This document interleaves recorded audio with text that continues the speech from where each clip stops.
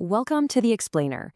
Honestly, I am super pumped you're hanging out with us today because we are tackling something almost everyone has struggled with at some point, the dreaded first 30 days of getting in shape. It's notoriously the hardest part of any fitness journey, and frankly, it's where most people just throw in the towel. But today, we're digging into the actual data and expert insights to build a rock-solid survival guide.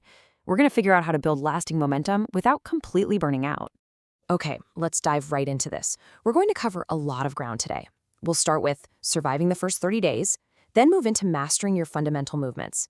After that, we'll unlock the secret power of NEAT, look at rest and active recovery, and finally, we'll talk about tracking progress beyond the scale. All right, part one, surviving the first 30 days, expectations versus reality. You know, the absolute biggest trap for beginners is walking into day one expecting this dramatic movie montage physical transformation by day 30. And this brilliantly illustrates what a totally sustainable first week actually looks like. I want you to really notice the duration column here. Every single structured workout is under 25 minutes. Beginners so often think they need to suffer in the gym for an hour or more to see results, but honestly, that 20 to 30-minute window is the absolute sweet spot. A quick full-body circuit, some conversational pace walking, a little stretching, that's the whole shebang. Keeping sessions short completely prevents early burnout and protects you from overwhelming your newly stressed nervous system. But hey, life happens, right? You might look at that schedule and think, yeah, I'm inevitably going to miss a Wednesday because my life is chaos. And you know what? That is perfectly fine. The absolute golden rule of habit formation during the survival month is simply this: never miss twice in a row. If you skip a day, whatever you do not try to punish yourself by doubling up the next day. Just pick up exactly where you left off. One missed day is just life. 2 missed days, that's the beginning of a habit collapse. Moving right along to section 2, mastering your fundamental movements. Form over speed. Once you've actually committed to the schedule, we have to talk about the physical action itself. Because a massive reason people quit early on is injury or just intense discomfort from poor technique. To avoid that, we really have to start with the basics. Walking is arguably the single most underprescribed exercise in all of fitness. For a true beginner, brisk walking offers you practically all the cardiovascular benefits of running, but with just a tiny fraction of the injury risk. And remember, your pace matters way more than your distance here. If you can walk fast enough to hold a conversation, but you're a bit too breathless to sing a song, hit the brakes right there. You are perfectly hitting your beginner cardio threshold. Now, as you progress into strength training, movements like the deadlift can honestly seem terrifying, but fitness experts break this whole thing down into incredibly safe, simple, mechanical steps. First, you create the pillar by stacking your ribs right over your hips so your back is perfectly aligned. Second, you push your hips back to grab the bar. Please don't just round your spine over. Third, create a wedge. You do this by bracing your core as if someone is literally about to punch you in the stomach. Fourth, and this is an absolute game changer, you don't just pull the bar up, you actually push the floor away with your feet. And finally, you just control the descent right down your thighs. When you focus on these mechanics rather than just violently ripping weight off the floor, you build strength safely. All right, on to section 3, the secret power of NEAT, burning calories outside the gym. So, what about the other 23 and a half hours of your day? The sources highlight a concept that basically turns your waking day into a passive calorie-burning battlefield. It's called NEAT. That stands for Non-Exercise Activity Thermogenesis. I know, it sounds super academic, but it's just the energy you burn doing literally everything else in your life. Standing up from your desk, fidgeting during a long meeting, pacing around while you're on a phone call, or, washing your car.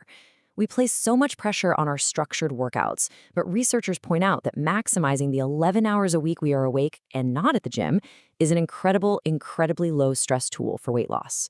To really put this into perspective, just look at the sheer scale of what NEAT can achieve. 18,000.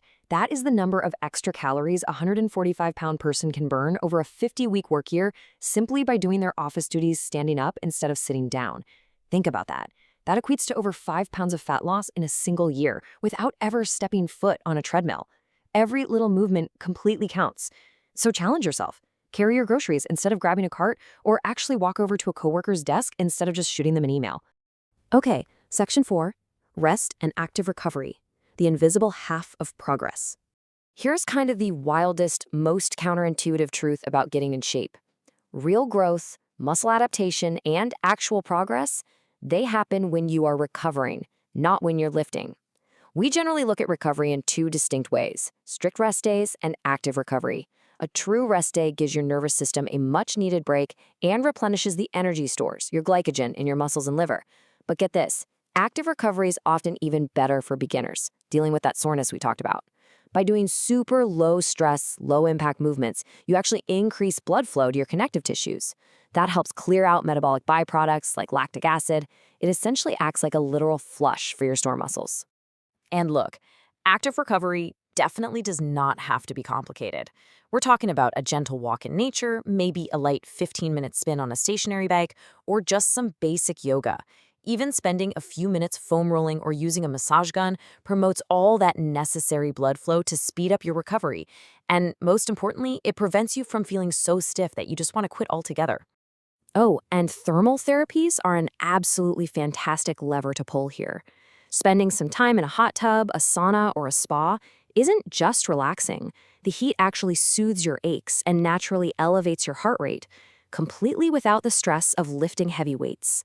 Integrating these genuinely enjoyable recovery methods makes your fitness routine feel way less like a chore and more like holistic self-care. And let me tell you, that is a massive psychological win for avoiding burnout. Finally, we're at Section 5, Tracking Progress Beyond the Scale, Redefining Success. We've reached the final and, honestly, perhaps the most vital pillar of our entire survival guide.